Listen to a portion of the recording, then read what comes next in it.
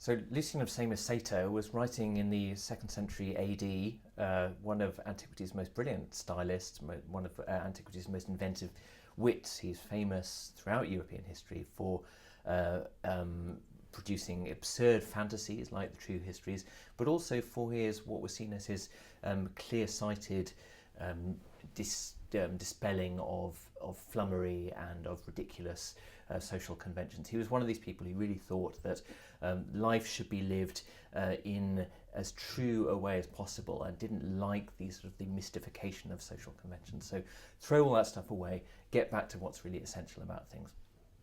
True Story is Lucian's masterpiece, really. It's a two-book novel, if novel is the right word, science fiction novel it's sometimes been called, although there's no science in it, there's no sense of the future in it, but it's a zany, inventive travelogue telling of Lucian's, or the narrator's, explorations into a world beyond the Pillars of Hercules, which is the Straits of Gibraltar, as we now call them. So who was it written for? We don't really know, except that Lucian tells us in the introduction that it was written for this group of people that he calls the pepoidumenoi, the educated. It's a very important category in Lucian's thought and in Lucian's time generally. People in this era are distinguishing between the masses and the very few literate elite. And the literate elite are the people who write and think and perform and read in this very archaic dialect of Greece, which is modelled on the Greek of Plato, Demosthenes, Sophocles, Euripides, way back in the classical era. We have to remember, 2nd century AD, this is 600 years after the high point of Greek classicism.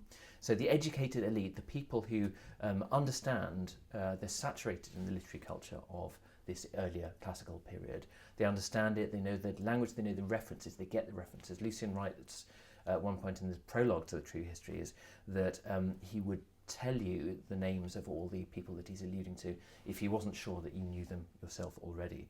And that's a nice little game, of course, because we are always put on the back foot. We're always wondering, is this an allusion to something? Am I clever enough? Have I actually got all the allusions here? But yes, I mean, it's for the educated, he says. And he also says it's for the educated in the moments of relaxation when they've stopped doing the highbrow stuff, they've stopped doing their thinking about their Plato and Aristotle and so forth. They want a bit of relaxation.